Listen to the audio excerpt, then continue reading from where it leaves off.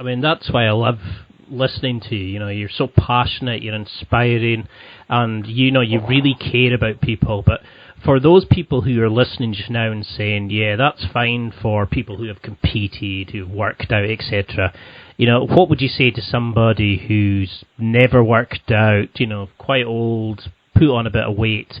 How can they start your program if they're worried about X, Y, Z of injuries?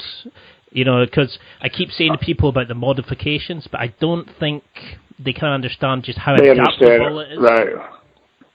Well, let's put it like this. If someone has trouble, you know, just getting jump-started, period, from what they hear me speak about, that's going to mentally jumpstart them. And then I make this so easy that I show you the easiest way. It's called a modification to what the move is. But it's anyone can do it. And I'll even give them a chair to show them how they can do that. Now, some of the moves, when we get to the actual workout, I won't let them do push-ups. I won't let them do any of that. I'll say, okay, you guys stay there. If you're not going to go up and down, stay where you are. Don't worry about it. We're going to get right back here. And so, I mean, I can't make it, it's impossible to make it easier than I've made it. So that's important that those people feel they can do that.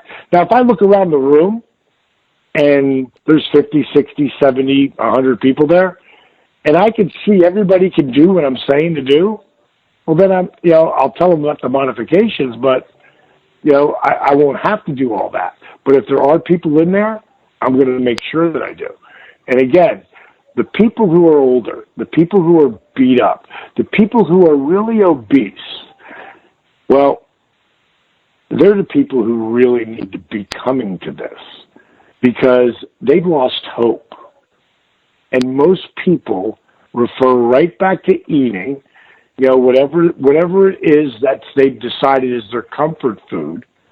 And that's what gives them the momentary fix, adrenaline, euphoria for the moment. And then when they've taken their last swallow and it's done, well, then adds in all the guilt and shame. Because food addicts are the exact same thing as drug addicts. Same thing. Food is a drug. And unless you're getting your euphoric intake somewhere else, you're going to always go back to the food. And it's really not, you know, it's not their fault. You know, like, I don't know about your country, but in my country, in the United States of America, when the child turns 1 year old, 90% of the parents in my country throw a big 1 year first birthday party. Now, it's not for the kid, because the kid has no idea that there's a birthday party. It's for the parents. Like, they made it through a year, thank God. You know, by the second year, the kid's got a much better idea that they're going to get presents, and they're really excited to get presents because everybody gets all excited when someone opens up a gift when someone's a child. But by the time they're 3 years old, they know, like, their birthday, they're getting present. What else? They're going to get cake, they're going to get candy, they're going to get much else. And as much as they want. So when you get cake and candy and ice cream on your birthday, and 90% of the parents let the kid on that day eat as much as they want, they are doing their child such a disservice. Because now that ice cream and cake, later on it'll turn out to be your favorite food that your mom or your grandma creates. And when it comes to the mental, the the brainwashing, and the sugar. Like, there was a study that was done about 2 years ago. It was a Harvard study. I'm not positive about that.